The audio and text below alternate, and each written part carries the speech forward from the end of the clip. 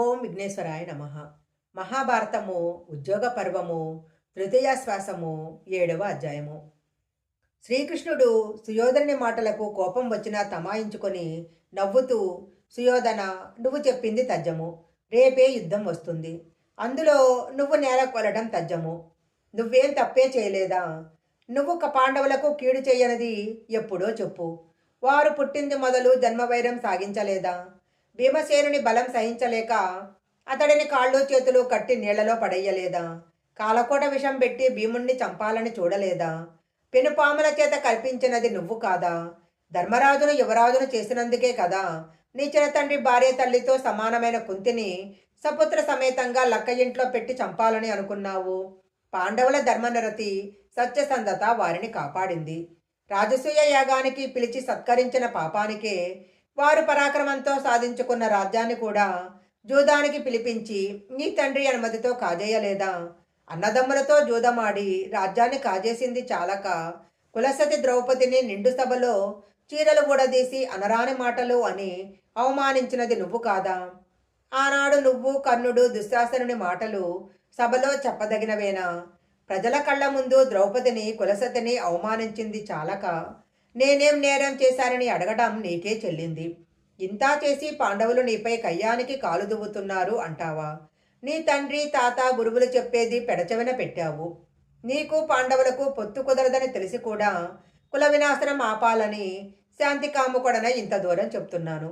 సంధి చేసుకో, బాగుపడతావు అన్నాడు. శ్రీకృష్ణుని మాటలకు సుయోధనుడికి కోపం వచ్చింది.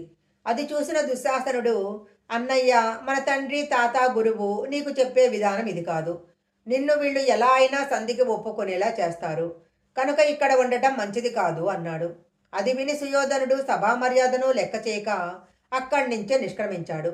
అతని వెంట అతని సోదరులు శకుని, కర్ణుడు, మిత్రరాజులందరూ కూడా వెళ్ళి గుంపుగా మంతనాలు చేయటం మొదలుపెట్టారు. అది చూసిన భీష్ముడు, ఏంటి వీడిలా వెళ్ళాడు? మతి కానీ చలించలేదు కదా? మదము, లోభము, మోహంతో కొట్టుకుంటున్నాడు. వాడి వెంట వీరంతా వెళ్ళారు. అందరూ కలిసి ఏం చేస్తారో అనుకుంటూ శ్రీకృష్ణుని వద్దకు వచ్చి, వీళ్ళందరికీ కాలం మూడినట్లుంది, లేకుంటే ఇలా ప్రవర్తిస్తారా అన్నాడు. శ్రీకృష్ణుడు సభికులను చూసి, ఈ సుయోధనుడు ఎంత గర్విష్టి, వంశగౌరవం కాపాడటానికి ఇలాంటి వారిని విడిచిపెడితే నష్టం లేదు. కంసుడు ఇలాగే వంశప్రతిష్టను నాశనం చేస్తుంటే నా బంధువులు నాతో చెప్పుకున్నారు. నేను ఆ దుష్టుణ్ణి చంపి వంశప్రతిష్టను నిలిపి అతని తండ్రి ఉగ్రసేనునికి పట్టం కట్టాను. మీరు కూడా అలా చేయటం మంచిది. దుర్యోధనుని పీడ విరగడైతే కురువంశం వర్ధిల్లుతుంది. కురుపాండవులు కలిసి జీవించే అవకాశం దొరుకుతుంది అన్నాడు. శ్రీకృష్ణుని మాటలు ధృతరాష్ట్రుని నిశ్చేష్టలకు గురిచేసింది. వెంటనే విదురుని పిలిచి, విదురా, నువ్వు వెంటనే గాంధారిని పిలుచుకురా. కనీసం తల్లి మాటైనా వింటాడేమో అన్నాడు. విదురుడు వెంటనే వెళ్ళి గాంధారిని తీసుకొచ్చాడు. ధృతరాష్ట్రుడు గాంధారితో, నీ కుమారుడు గర్భంతో సభను విడిచి వెళ్ళాడు. ఇంతటి దుర్మార్గుడు ఎక్కడైనా ఉంటాడా? నువ్వైనా వాడిని శాంతింపచేయి. అప్పుడే ఈ కురువంశం బ్రతికి ఉంటుంది అని అన్నాడు. అప్పుడు గాంధారి, మహారాజా, నీ కుమారుడు అవినీతిపరుడని తెలిసి అతడిని నువ్వు సమర్థిస్తావు. నువ్వు పాండవులకు అర్ధరాజ్యం ఇస్తే నిన్ను కాదనే వారెవరు అని పలికి విదురునితో, నేను చెప్పానని సుయోధనుని సభకు తీసుకురా అన్నది. సుయోధనుడు అక్కడే వచ్చి సభలో కూర్చున్నాడు. మిగిలిన వారు అక్కడే నిలబడ్డారు. గాంధారి కూడా తనకు తోచిన విధంగా ధర్మము, నీతి, పాండవులతో చుట్టరికం, వారి బ్రతుకు తెరువు, వారి శక్తియుక్తులు వివరించి సుయోధనుని బుజ్జగించి తర్వాత ఆగ్రహించి మాట్లాడింది. కానీ సుయోధనుడు ఆమెను కూడా లక్ష్యపెట్టలేదు. మళ్ళీ వెళ్ళి మంతనాలు జరుపుతున్నాడు. శ్రీకృష్ణుని తలపు మంచిది కాదు. భీష్ముని, ద్రోణుని తమ వశం చేసుకొని మన మీద ఒత్తిడి తెస్తున్నాడు. తను కంసుని చంపిన విషయం చెప్తున్నాడు. అతడిని పట్టి బంధిస్తే కానీ పాండవుల గర్వం అణగదు. కృష్ణుడు లేకపోతే పాండవులు కోరలు తీసిన పాము, కాబట్టి వారిని జయించటం సులువు అన్నాడు. ఇదంతా చూస్తున్న సాత్యకి కృతవర్మను పిలిచి, కృతవర్మ, మన సైన్యం సిద్ధం చెయ్యి, వాకిట్లో నిలుపు, ఇక్కడ విషయం నేను చూసుకుంటాను అని కృష్ణుని అనుమతి తీసుకొని భీష్మద్రోణులతో సుయోధనాదులు కృష్ణుని బంధించాలని చూస్తున్నారు. అతడిని పట్టుకోవడం అంటే అగ్నిని మూట కట్టుకోవటమే అవుతుంది అన్నాడు. ఆ మాటలు విన్న విదురుడు ధృతరాష్ట్రుని చూసి, మహారాజా, నీ కుమారుడు శ్రీకృష్ణుని బంధించ ప్రయత్నిస్తున్నారు. మాడి మసైపోతారు, జాగ్రత్త అన్నాడు. శ్రీకృష్ణుడు, మహారాజా, కౌరవులు అలా చేయటం తగునా? నాకు అనజ్ఞ ఇవ్వండి. నేను వారికి బుద్ధి చెప్పి వెళ్ళిపోతాను అన్నాడు. ధృతరాష్ట్రుడు వెంటనే నువ్వు వెళ్ళి సుయోధనుని నా దగ్గరికి తీసుకురా అన్నాడు. విదురుడు వెళ్ళి సుయోధనుని తీసుకుని వచ్చాడు. అప్పుడు ధృతరాష్ట్రుడు సుయోధన, ఏమిటి దుర్బుద్ధి? శ్రీకృష్ణుని పట్టి బంధించాలని చూస్తున్నావు.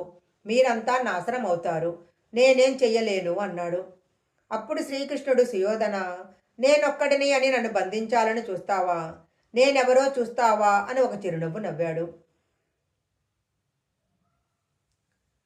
అలా నవ్వగానే శ్రీకృష్ణుని నుదుట బ్రహ్మ వక్షస్థలంలో విరూపాక్షుడు, ముఖంలో అగ్నిపార్శ్వంలో ఇంద్రుడు, యముడు, వర్ణుడు, కుబేరుడు, ఆదిత్యుడు, మరుత్తులు, విశ్వదేవతలు, అశ్వినులు ఉద్భవించారు. బాహువుల నుండి బలరాముడు, అర్జునుడు, భుజాల నుంచి ధర్మరాజు, భీముడు, నకుల సహదేవులు, శంకు చక్రము, గద, ఖడ్గం మొదలైన ఆయుధాలు చేతులలో వచ్చి చేరాయి. నేత్రాలు, చెవులు, ముక్కుల నుంచి ధూమంతో కూడిన మంటలు లేచాయి. రోమకోపాల నుంచి సూర్యకాంతులు వెదజల్లుతున్నాయి. శ్రీకృష్ణుని చూడ శక్యం కాకుండా ఉంది. అందరూ భయంతో కళ్ళు మూసుకున్నారు. శ్రీకృష్ణుడు అక్కడ ఉన్న మునులకు, భీష్మాదులకు దివ్య దృష్టి ప్రసాదించారు. ఆ కలకలం విన్న ధృతరాష్ట్రుడు అది దేవదేవుని విశ్వరూపమని గ్రహించి, వాసుదేవ, నన్ను అనుగ్రహించి నిన్ను దర్శించే భాగ్యం ప్రసాదించు అన్నాడు. శ్రీకృష్ణుడు ధృతరాష్ట్రునికి దృష్టి ప్రసాదించాడు. ధృతరాష్ట్రుడు కన్నులారా విశ్వరూపాన్ని చూసి, నీ దివ్యమంగళ రూపం చూసిన ఈ కళ్ళతో ఇతరం చూడలేను. నన్ను తిరిగి అంధుడిని చేయమని ప్రార్థించాడు. కృష్ణుడందుకు అంగీకరించి తన విశ్వరూపాన్ని ఉపసంహరించి సాచకి కృతవర్మలను తీసుకొని సభను విడిచి వెళ్ళాడు. అలా అని వైశంపాయనుడు వివరించాడు. మహాభారతము తృతీయ శ్వాసము 7వ అధ్యాయం సంపూర్ణం.